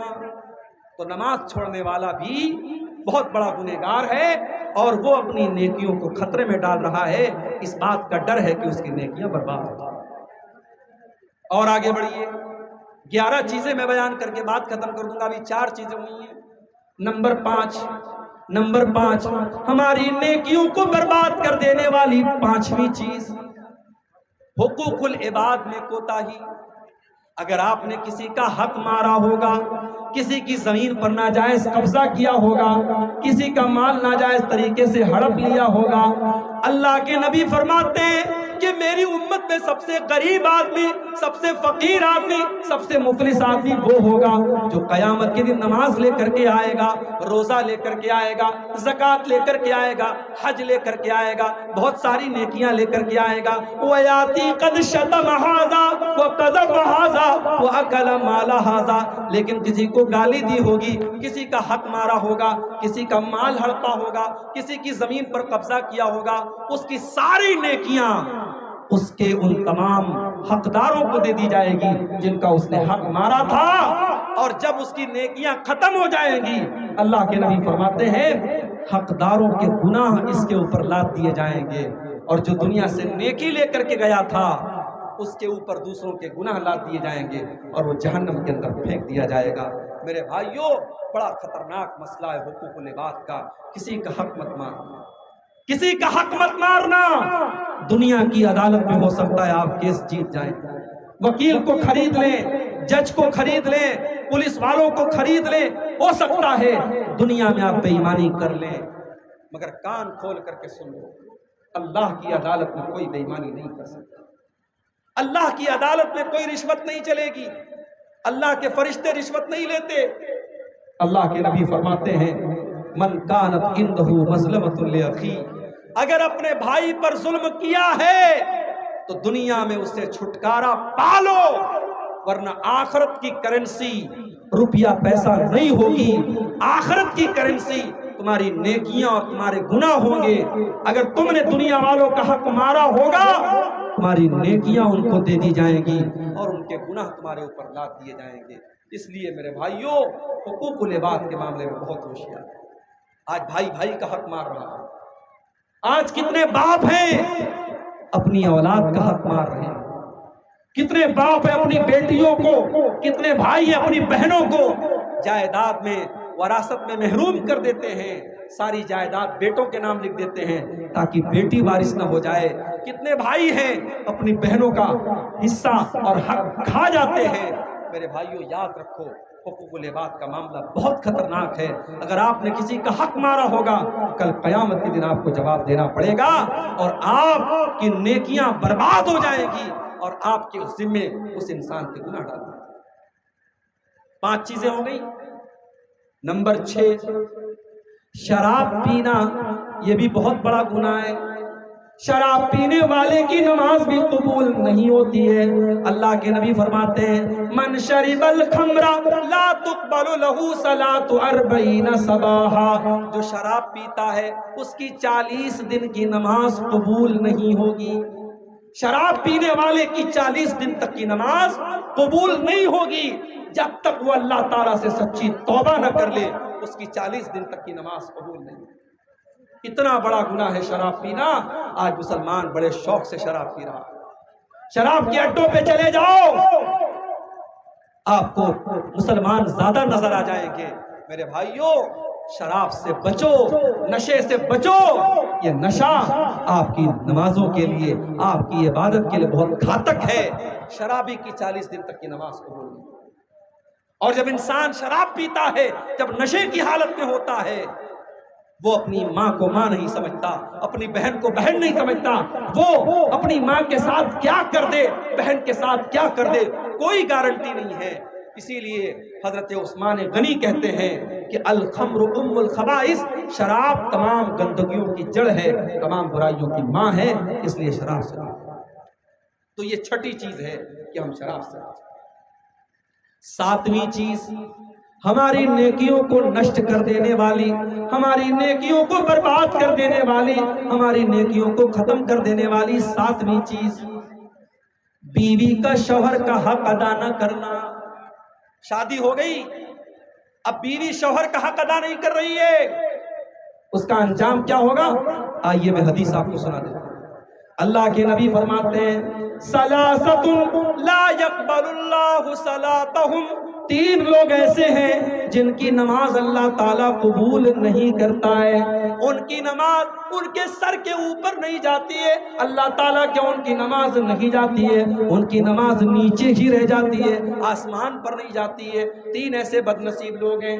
نمبر ایک، رجل اما القوم وهم له کارہون، ایک وہ انسان جو نماز پڑھا رہا ہے جبکہ لوگ اس کو امام بنانا نہیں چاہتے، لوگ اس کی امامت کو پسند نہیں کرتے، زبردستی امام بنا ہوا ہے۔ بہت ساری جگہوں پر ایسا ہے، لوگ ناپسند کرتے ہیں اس کی کسی حرکت کی وجہ سے، لیکن وہ زبردستی پانچوں ٹائم کی نماز پڑھا رہا ہے، زبردستی امام بنا ہوا ہے۔ اللہ کے نبی فرماتے ہیں جو زبردستی لوگوں کا امام بن جائے، قیامت کے دن اس کی نماز اللہ کے قبول نہیں۔ نمبر دو، وَرَجُلٌ صَلَّى عَلَى جَنَازَةٍ وَلَمْ يُؤْمَرْ، جو کسی کی جنازے کی نماز پڑھا دے جبکہ اس سے کہا نہیں گیا تھا، کسی اور سے کہا گیا تھا، یہ زبردستی آگے بڑھ کر کے جنازہ پڑھا رہا ہے۔ جنازے کی نماز بغیر اجازت پڑھانے والا، اس کے لیے بھی اللہ کے نبی فرماتے ہیں اس کی نماز اللہ تعالیٰ کے قبول نہیں۔ اور نمبر تین، وَامْرَاتٌ دَعَاهَا زَوْجُهَا، اور وہ عورت جس کا شوہر اس کو بستر پر بلا رہا ہے، جس کا شوہر اپنا حق ادا کرنے کے لیے اس کو بلا رہا ہے، فَأَبَتْ، اور وہ انکار کر رہی ہے۔ یہ بہت بڑی بات ہے۔ بیوی کا حق ہے کہ وہ شوہر کی بات مانے، اور شوہر کا حق ہے کہ وہ بیوی کا حق ادا کرے۔ اگر بیوی شوہر کا حق ادا نہیں کرتی ہے، نماز پڑھتی رہے، روزہ رکھتی رہے، حج کرتی رہے، اللہ تعالیٰ کیا وہ جنتی نہیں بن سکتی جب تک وہ شوہر کا حق ادا نہ کرے۔ اسی لیے جب ایک عورت اللہ کے نبی کے پاس آتی ہے، اللہ کے نبی پوچھتے ازاد زوج انتی، کیا تم شادی شدہ ہو؟ ہاں اللہ کے نبی میں شادی شدہ ہوں۔ آپ نے فرمایا کہ تم اپنے شوہر کے ساتھ کیسا سلوک کرتی ہو؟ کہتی ہے اللہ کے نبی میں اپنے شوہر کے ساتھ بہت اچھا سلوک کرتی ہوں، میں خوش رکھتی ہوں اس کو۔ آپ نے فرمایا کان کھول کر کے سن لو، انما ہوا جنتک و نارک، تمہارا شوہر تمہاری جنت ہے اور تمہارا شوہر تمہاری جہنم بھی ہے۔ تم اسے خوش رکھو گی، اس کی خدمت کرو گی، اس کی اطاعت کرو گی تو جنت میں جاؤ گی، اور شوہر کا حق ادا نہیں کرو گی، شوہر کو ناراض کرو گی، شوہر کی فرما برداری نہیں کرو گی تو وہی شوہر تمہارے لیے جہنم بن جائے گا۔ آج بہت ساری عورتیں جلسے میں جاتی ہیں، تقریر سنتی ہیں رات دن، مگر شوہر سے ڈھنگ سے بات نہیں کرتی ہیں، شوہر سے سیدھے منہ بات نہیں کرتی ہیں۔ میری ماں اور بہنوں، آپ کی نماز، آپ کی دینداری بیکار ہے اگر آپ کا شوہر آپ سے خوش نہیں ہے، اگر آپ اپنے شوہر کو خوش نہیں رکھتی ہیں اور اس کا حق ادا نہیں کرتی۔ اور آگے بڑھیے، نمبر 7، ساتویں چیز جو ہماری نیکیوں کو برباد کر دینے والی ہے، عورت کا خوشبو لگا کر کے گھر کے باہر نکلنا۔ اللہ کے نبی فرماتے لا يقبل اللہ صلاۃ امرات تتطیب لہذا المسجد، جو عورت مسجد میں خوشبو لگا کر کے آتی ہے، بڑے غور سے سننا میرے بھائیوں، میری ماں بہنوں، اگر پنڈال کے اندر آپ میری باتوں کو سن رہی ہیں تو آپ بھی غور سے سننا۔ جو عورت مسجد میں نماز پڑھنے کے لیے آ رہی ہے، اللہ کے نبی اس کے بارے میں فرما رہے ہیں، جو عورت خوشبو لگا کر کے آتی ہے مسجد میں نماز پڑھنے کے لیے، اس کی نماز اللہ تعالیٰ قبول نہیں کرے گا۔ حتی ترجیہ فتغتسل غسلہا للجنابہ، جب تک کہ وہ گھر جا کر کے غسل نہ کر لے۔ کون سا غسل؟ جو غسل جنابت ہوتا ہے، جب عورت ناپاک ہو جاتی ہے، ناپاک ہونے کے بعد جو وہ غسل کرتی ہے، سر سے پیر تک نہاتی ہے، جب تک وہ غسل نہیں کر لے گی خوشبو لگانے والی عورت، تب تک اس کی نماز اللہ تعالیٰ قبول نہیں کرے گا۔ جب نماز کے لیے آنے والی عورت خوشبو نہیں لگا سکتی تو جلسے کے لیے آنے والی عورت خوشبو کیسے لگا سکتی؟ عقیقہ اور شادی کی دعوت میں جانے والی عورت دنیا بھر کے پرفیوم اور خوشبو لگا کر کے کیوں جا رہی ہے؟ اگر نماز کے لیے آنا حرام ہے میرے بھائیوں تو جلسے میں بھی خوشبو لگا کر کے آنا حرام ہے۔ مجھے افسوس ہوتا ہے آپ کے علاقے میں مجھے لوگوں نے بتایا کہ کہیں پر جلسہ ہوا تھا، بہت بڑا جلسہ ہوا تھا، لاکھوں کا خرچ ہوا تھا، مگر جلسے میں مانوس چھیلونا آدمی نہیں تھے۔ میں نے پوچھا کیوں نہیں تھے؟ بولے عورتیں نہیں آئی تھی، عورتوں کا انتظام نہیں تھا تو مرد حضرات نہیں آئے۔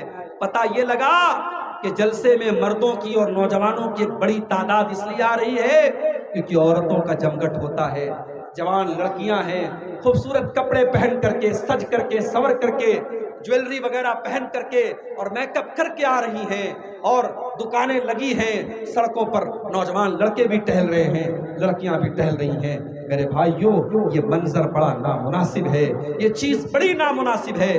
اللہ کے نبی فرما رہے ہیں جو عورت نماز کے لیے آ رہی ہے خوشبو لگا کر، اس کی نماز اللہ تعالیٰ قبول نہیں کرے گا۔ تو جو عورت جلسے میں آتی ہے، اپنی بہنوں سے کہنا چاہوں گا سمپل ڈریس میں آؤ، سادہ کپڑے میں آؤ، خوشبو کے بغیر آؤ، اور پردے کے اندر آؤ، اور تقریر سن کر کے واپس اپنی گھر چلی جاؤ۔ جلسوں کو تماشا مت بناؤ میرے بھائیوں۔ آج کتنے جلسے ہیں مجھے لوگ بتاتے ہیں، مولوی صاحب آج جلسے میں ایک لڑکا لڑکی پکڑے گئے، آج جلسے میں ایک لڑکا لڑکی رنگ رلیاں کرتے ہوئے اور آپس میں ایک دوسرے سے ملتے ہوئے پکڑے گئے۔ مجھے یہ خبریں سن کر کے اللہ کی قسم بڑا افسوس ہوتا ہے۔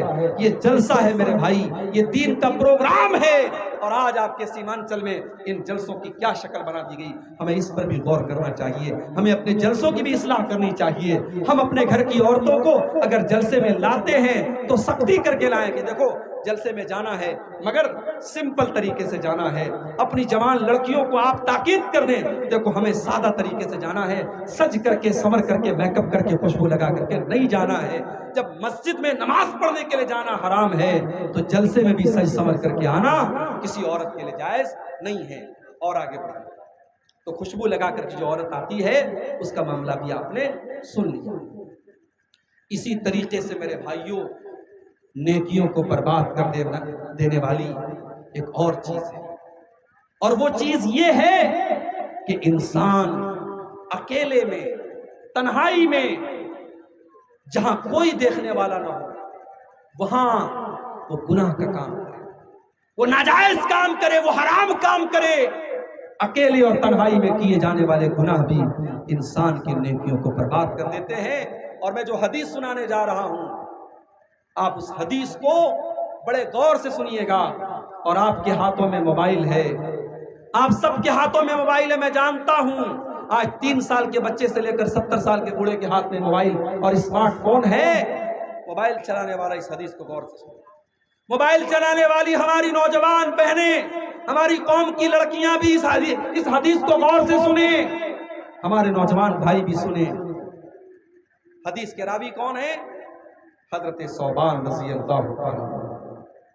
حضرت ثوبان کہتے ہیں اللہ کے نبی نے فرمایا لَأَعْلَمَنَّ أَقْوَامًا مِّنْ أُمَّتِي يَأْتُونَ يَوْمَ الْقِيَامَةِ، میں اپنی امت کے کچھ ایسے لوگوں کو جانتا ہوں جو قیامت کے دن آئیں گے، پہاڑوں کے برابر نیکیاں لے کر کے آئیں گے، پہاڑوں کے برابر نیکیاں لے کر کے آئیں گے، فَيَجْعَلُهَا اللَّهُ عَزَّ وَجَلَّ هَبَاءً مَنْثُورًا، لیکن اللہ تعالیٰ ان کی نیکیوں کو برباد کر دے گا، ان کی نیکیوں کو اللہ تعالیٰ کی کوئی گنتی نہیں ہوگی۔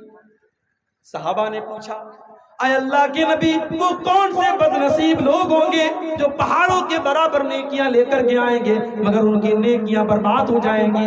آپ نے فرمایا او لوگوں، وہ تمہارے بھائی ہوں گے، وہ تمہارے ہی جیسے لوگ ہوں گے، بس ایک بات کی کمی ہوگی، وہ نماز بھی پڑھیں گے، وہ راتوں کو عبادت بھی کریں گے، وَلَكِنَّهُمْ إِذَا خَلَوْا بِمَحَارِمِ اللَّهِ انتهكوها، بس ایک بات کی کمی ہوگی، بس ایک بات کی کمی ہوگی، جب وہ اکیلے میں ہوں گے، جب وہ تنہائی میں ہوں گے، وہ اپنے ماں باپ وہ حرام کام کریں گے، وہ ناجائز کام کریں گے، وہ اللہ کو ناراض کرنے والے کام کریں گے، وہ پبلک کے سامنے تو نہیں کریں گے، وہ ماں باپ کے سامنے تو نہیں کریں گے، لیکن جب بند کمرہ ہوگا، بیڈ روم میں اکیلے سو رہے ہیں اور ہاتھ میں موبائل کی اسکرین ہے، اب موبائل کے اوپر وہ کیا دیکھ رہے ہیں یہ وہ جانتے ہیں، موبائل جانتا ہے اور اللہ جانتا ہے۔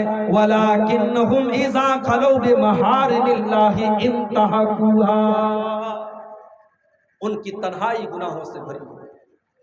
کتنے علماء ہیں، کتنے قرآن کے حافظ ہیں، کتنے حاجی ہیں، کتنے 70 سال کے بوڑھے ہیں جو آج موبائل پر گندی چیزیں دیکھ رہے ہیں۔ آج موبائل نے ہماری نیکیوں کو ڈسٹرائے کر دیا، ہماری نیکیوں کو برباد کر دیا۔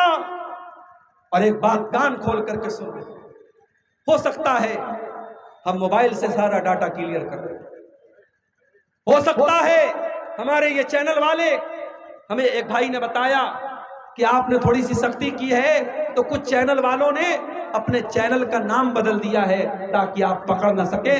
گندے تھمبنیل تو نہیں ہٹے، نام بدل دیا گیا۔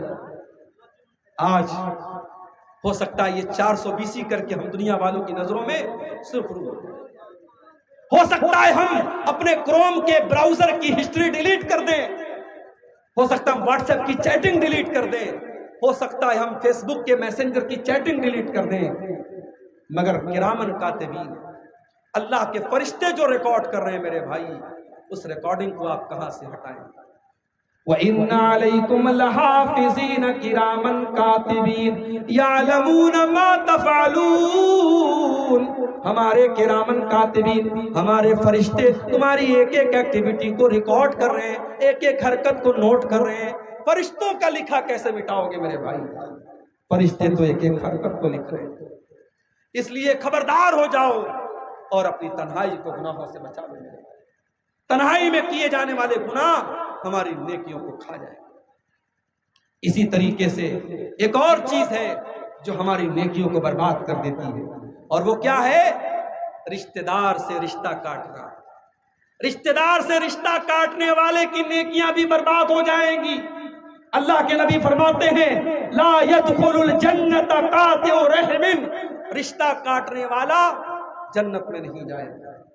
بھائی بھائی سے رشتہ کاٹ کے بیٹھا ہے، چاچا بھتیجے سے رشتہ کاٹ کے بیٹھا ہے، بھائی بہن سے رشتہ کاٹ کے بیٹھا ہے، باپ بیٹے سے رشتہ کاٹ کے بیٹھا ہے۔ کان کھول کر کے سن لو میرے بھائی، رشتہ کاٹنے والا جنت میں نہیں جائے گا۔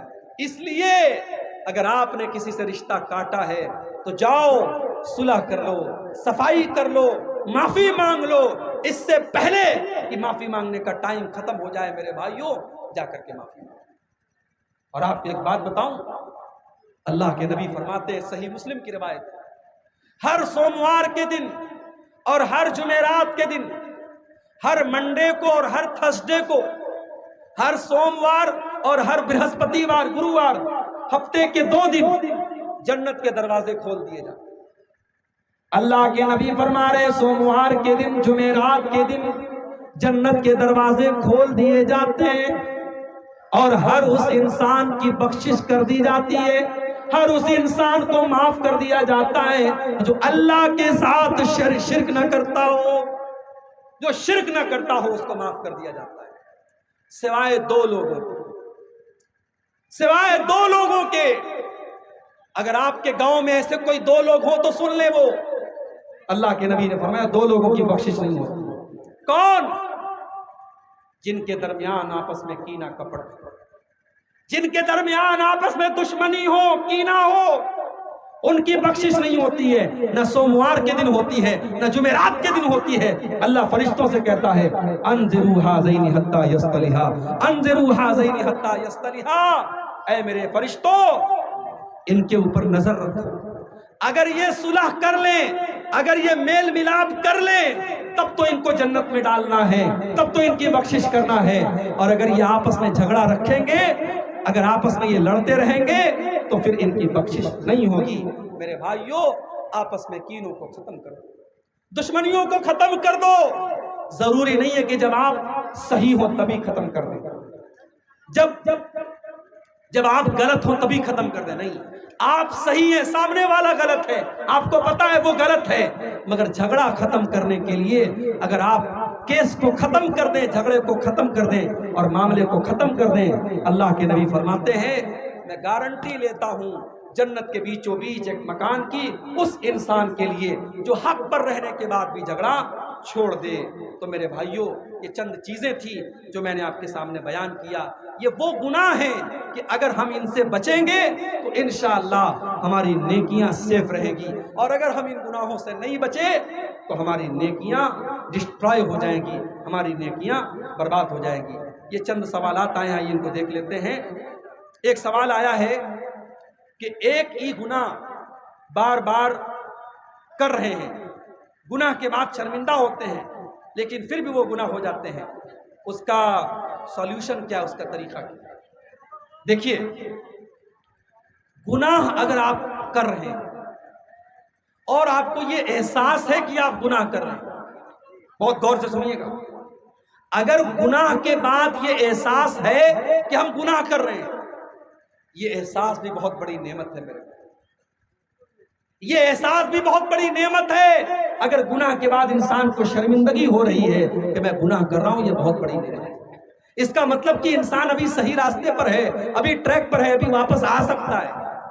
تو جب بھی آپ کو یہ احساس ہو، آپ توبہ کریں۔ اب جب آپ توبہ کریں گے تو توبہ کے اندر 3 چیزیں ہونا ضروری ہے۔ توبہ کا مطلب کیا ہوتا ہے؟ آپ گاڑی چلا رہے ہیں، گاڑی کو موڑ لینا، گاڑی کو یو ٹرن لے لینا، یہی توبہ ہے۔ توبہ کا مطلب کیا ہے؟ آپ غلط راستے پہ جا رہے تھے، اب آپ سیدھے راستے پہ چلے آئے، واپس چلے، اپنے راستے پہ واپس چلے۔ تو توبہ کے اندر 3 شرطیں۔ پہلی شرط، انسان کو اپنے غلط کام پر شرم آئے، شرمندگی ہو۔ دوسری شرط، اس گناہ کو فوراً چھوڑ دے۔ اور تیسری شرط، آئندہ اس گناہ کو پکا نہ کرنے کا پکا ارادہ کرے۔ آپ کمٹمنٹ کیجئے اللہ تعالیٰ سے۔ جب آپ توبہ کیجئے نا تو کمٹمنٹ کیجئے۔ ایسے ہمارے بہت سارے نوجوان لڑکے ہوتے ہیں، وہ ماسٹربیشن کرتے ہیں، اپنے ہاتھوں سے زنا کرتے ہیں، اپنے ہاتھوں سے زنا کرتے ہیں، اور ایک بڑی تعداد میں ہمارے نوجوان لڑکے اس گندگی میں مبتلا ہیں۔ اور ڈاکٹروں کی بات تو میں نہیں جانتا، لیکن حکیموں کا کہنا ہے کہ یہ نوجوان لڑکوں کی شادی شدہ زندگی کے لیے بھی یہ چیز بڑی خطرناک ہے۔ جو لڑکے اس بیماری میں مبتلا ہوتے ہیں، آگے جب شادی ہوتی ہے ان کی شادی شدہ زندگی برباد ہو جاتی ہے۔ تو اگر کوئی نوجوان ہمارا بھائی اس گندگی میں پڑا ہوا ہے، میں بڑے درد کے ساتھ اس سے کہتا ہوں، تم رات میں اٹھو اور وضو کر کے تہجد کی نماز پڑھو، اور تہجد کی نماز پڑھ کے اللہ کی بارگاہ میں گڑ گڑا کے دعا کرو کہ اے اللہ، یہ گندی عادت تو مجھے چھوڑا دے۔ اور اگر یہ گندی عادت آپ کو موبائل کی وجہ سے ہو رہی ہے، آپ قسم کھا لیجئے کہ میں رات میں عشاء کے بعد موبائل نہیں چلاؤں گا۔ آپ قسم کھا لیجئے کہ میں رات میں انٹرنیٹ استعمال نہیں کروں گا۔ جب تک آپ ایسا کوئی کمٹمنٹ نہیں کریں گے، آپ برائی پر کنٹرول نہیں پا سکتے۔ شیطان ہماری خون کی رگوں کے ساتھ دوڑ رہا ہے، شیطان ہم سب کے ساتھ لگا ہوا ہے میرے بھائیوں، اس لیے ہمیں اپنے آپ کو مضبوط کرنا پڑے گا۔ ایک سوال یہ آیا ہے کہ ممبر جو ہے وہ پتھر کا ہونا چاہیے یا لکڑی کا؟ جیسے بہت ساری مسجدوں میں پتھر کا ممبر ہے، جیسے جامعہ سلفیہ اور جامعہ امام ابن تیمیہ میں، تو ممبر جو ہے وہ وہاں پہ پتھر کا بنا ہوا ہے۔ دیکھیے، اللہ کے رسول صلی اللہ علیہ وسلم کے زمانے میں پہلے جب آپ خطبہ دیتے تھے تو لکڑی کے تنے پر دیتے تھے، اور بعد میں ایک عورت نے اللہ کے نبی سے خواہش ظاہر کی کہ میں چاہتی ہوں کہ آپ اس لکڑی کے تنے کے بجائے ممبر پہ خطبہ دیں۔ اور اس نے، اس کا لڑکا جو بڑھئی کا کام کرتا تھا، کارپینٹر تھا، اپنے بیٹے سے کہہ کر کے اس نے خوبصورت لکڑی کا ممبر بنوایا۔ تو اللہ کے نبی کے دور میں لکڑی کا ممبر تھا، مگر اللہ کے نبی نے کوئی ایسی شرط نہیں لگائی تھی کہ لکڑی ہی کا ہو۔ بعد میں پتھر کا اور اسی طریقے سے اینٹ اور گارے کا بھی ممبر حرم میں، مسجد نبی میں اور مکے میں استعمال ہوا، اور آج بھی دنیا میں ہو رہا ہے۔ تو اس میں کوئی مسئلہ نہیں ہے، لکڑی کا بھی استعمال کیا جا سکتا ہے اور پکا پتھر کا بھی استعمال کیا جا سکتا ہے، جس کو جہاں جیسی سہولت ہو وہ کر سکتا ہے۔ لکڑی والے ممبر میں یہ ہوتا ہے کہ پھر اس کو جو ہے سنبھالنا پڑتا ہے، اس کو رکھنا پڑتا ہے، اور ایک بار اگر اس کو باقاعدہ پکا بنوا دیا تو پھر کوئی مسئلہ نہیں، ہمیشہ کے لیے وہ بن جاتا ہے۔ تو دونوں صورتیں جائز ہے، اس میں کوئی شریعت کی طرف سے پابندی نہیں ہے۔ ایک سوال یہ آیا ہے کہ تشہد کی انگلی سے کب کب اشارہ کرنا چاہیے؟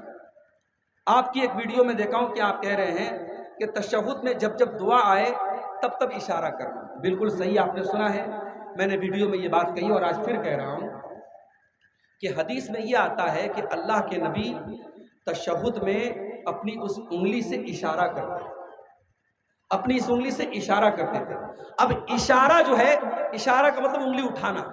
اب انگلی آپ کو جو اٹھانا ہے تو یہ اٹھانے کا سلسلہ التحیات سے لے کر کے سلام پھیرنے تک رہے گا، یہ پورے تشہد میں رہے گا. اور حدیث میں دوسرا لفظ آتا ہے یحرکھا، اللہ کے نبی اس انگلی کو حرکت دیتے تھے. کب حرکت دیتے تھے؟ یدعو بہا، جب آپ دعا کرتے تھے. اب مثال کے طور پر آپ پڑھتے ہیں التحیات للہ والصلوات والطیبات، اب یہ اللہ کی تعریف ہے، یہ دعا نہیں ہے. اس کے بعد کہتے ہیں السلام علیک ایھا النبی، یہ دعا ہے. اب نبی پر سلام پڑھ رہے ہیں، دعا ہے. اب یہاں پہ آپ حرکت دیں گے والسلام علینا وعلی عباد اللہ الصالحین، اب یہ بھی دعا ہے، یہاں پہ آپ ہلکی ہلکی حرکت دیں گے. اس کے بعد اشہد ان لا الہ الا اللہ واشہد ان محمدا عبدہ ورسولہ، یہ دعا نہیں ہے، اس پر آپ انگلی کو ایسے فکس رکھیں گے. اس کے بعد آپ درود شریف پڑھتے اللہم صلی علی محمد وعلی آل محمد، اب یہ دعا ہے، پورا درود شریف دعا ہے. اب پورے درود شریف کے دوران ہلکی ہلکی حرکت دیں گے. اس کے بعد آپ دعا پڑھتے اللہم انی ظلمت نفسی ظلما اللہم انی ظلمت نفسی ظلما فاغفر الذنوب لا یغفر الذنوب الا انت. اب یہ پوری دعا ہے، اللہم انی ظلمت نفسی ظلما، یہ پوری دعا ہے. اس دعا کے دوران آپ ہلکی ہلکی حرکت دیں.